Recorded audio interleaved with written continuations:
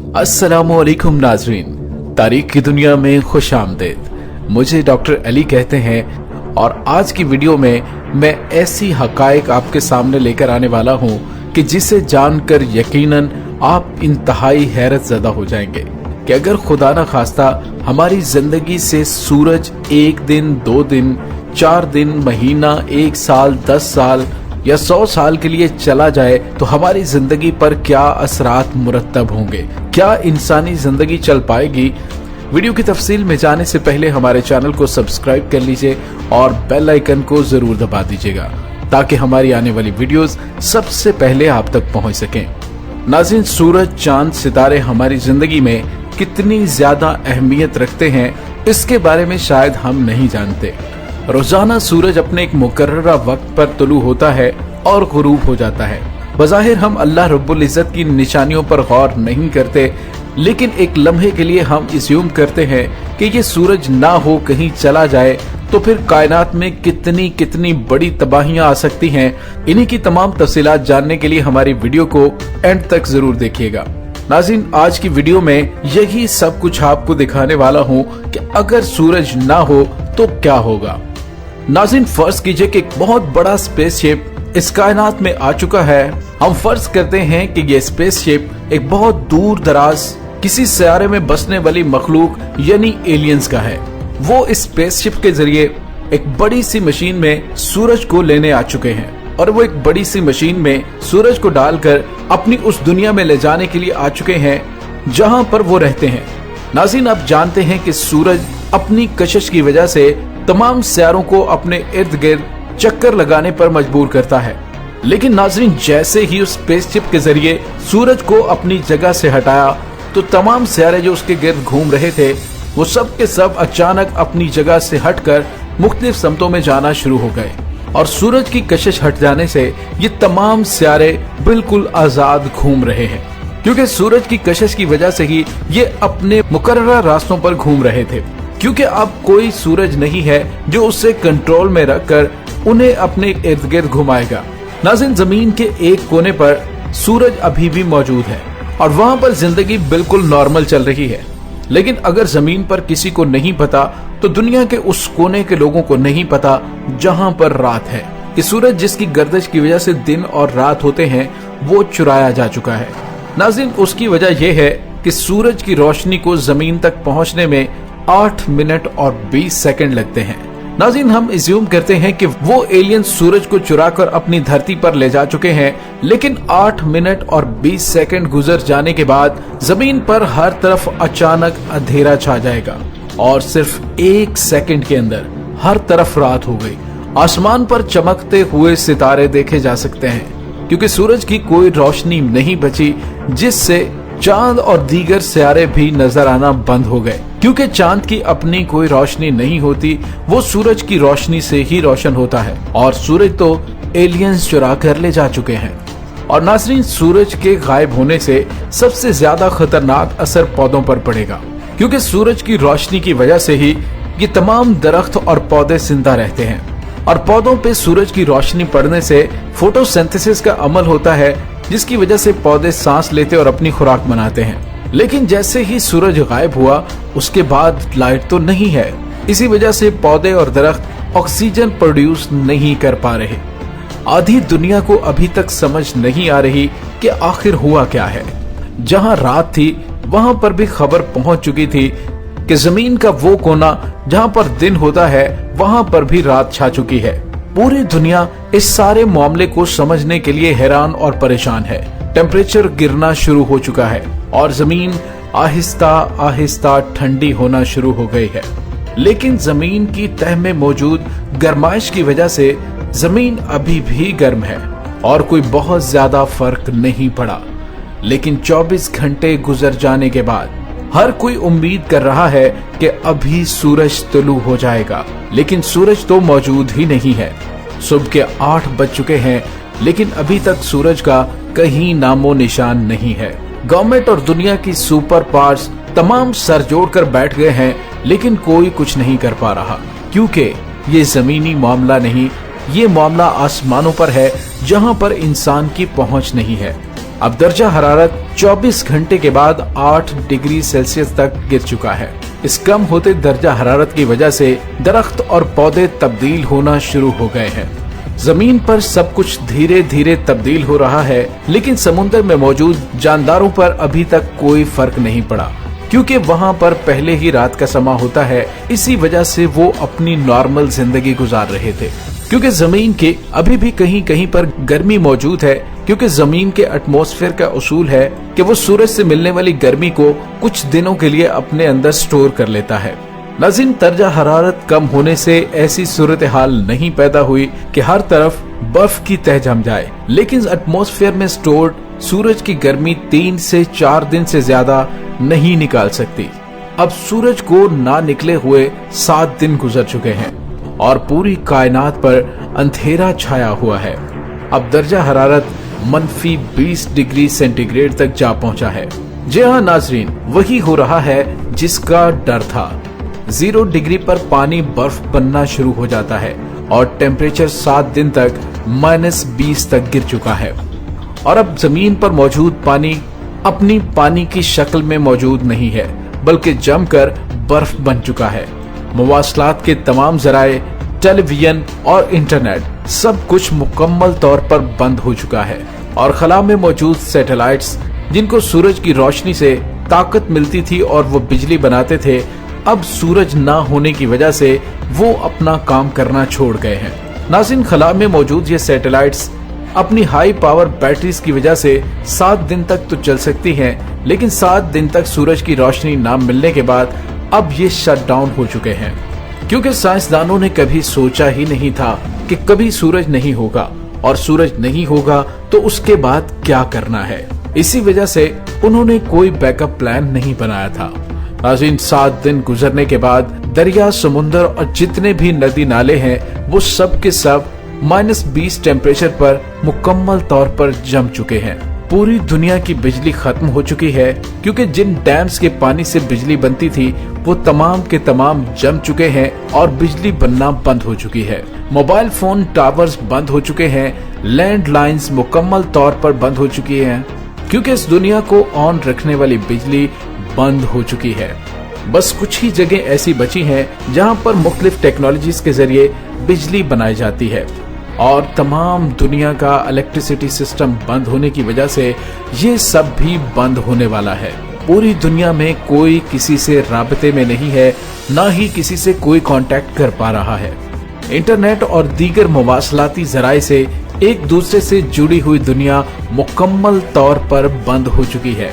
दुनिया में मौजूद दरख्त और पौधे मुकम्मल तौर पर बेजान हो चुके हैं, क्योंकि बिना सूरज की रोशनी के और बिना फोटोसिंथेसिस के वो इतने दिन तक जिंदा रहने के काबिल नहीं है। और इन पौधों और दरख्तों को खाने वाले वो परिंदे भी आहिस्ता आहिस्ता मरना शुरू हो चुके हैं, क्योंकि दरख्त और पौधे अपने आप को जिंदा नहीं रख पा रहे।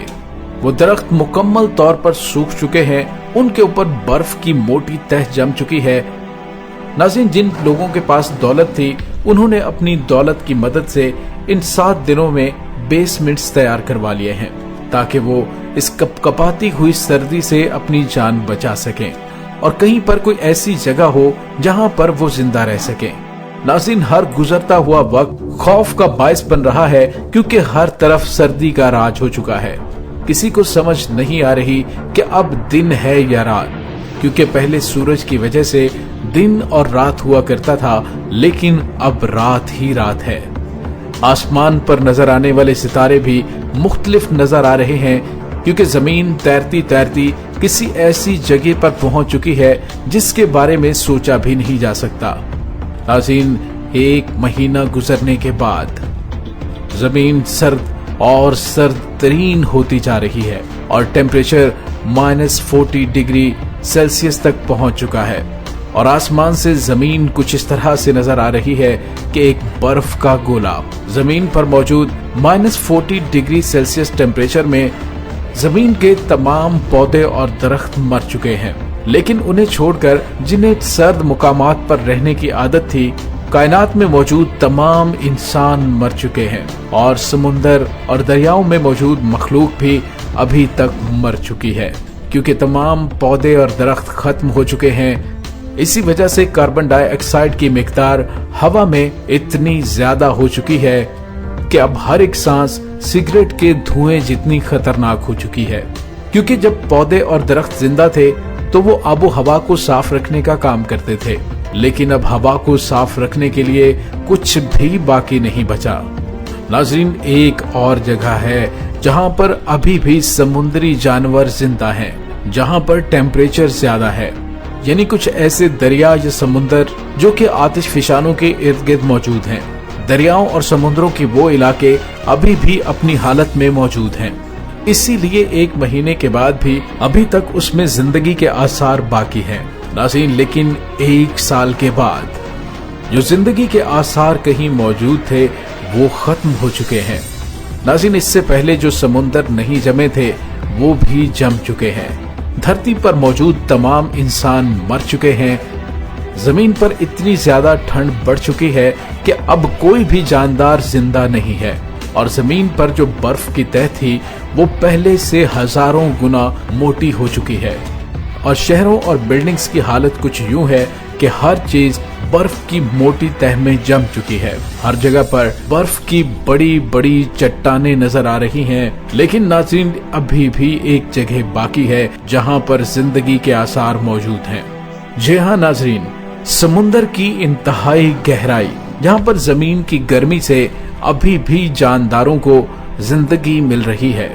अभी भी वहां पर पानी मौजूद है और जिंदगी के आसार कहीं कहीं मौजूद हैं। और जितने लोग जा सकते थे वो नॉर्थ पोल, साउथ पोल की जानिब जा चुके हैं, क्योंकि वो जमीन के उस हिस्से में मौजूद हैं जहां पर बहुत ज्यादा जियोथर्मल एक्टिविटी है, यानी जमीन से उसे गर्मी मिलती है। अभी भी जमीन के उस हिस्से में कुछ गर्मी मौजूद है। नाज़रीन, 1000 साल के बाद 1000 साल गुजर चुका है, अभी तक सूरज तुलू नहीं हुआ। धरती की आबादी खत्म हो चुकी है, क्योंकि जमीन पर ना ही कोई जानवर है और ना ही कोई इंसान। जमीन पर ऑक्सीजन खत्म हो चुकी है। नाज़रीन, फिर 1100 साल बाद 100 साल मजीद गुजर चुके हैं और जमीन का दर्जा हरारत -160 तक पहुंच चुका है। और ऐसे में इंसानों का ऐसा हाल हुआ है कि हर चीज बर्फ में जम चुकी है। और इस दौरान सूरज ना होने की वजह से हमारी जमीन तैरते तैरते एक ऐसी जगह पर आ गई है, यानी अपने मदार से बहुत दूर, यानी सूरज के गिर्द घूमने वाले तमाम सियारे अरबों किलोमीटर एक दूसरे से दूर हो चुके हैं।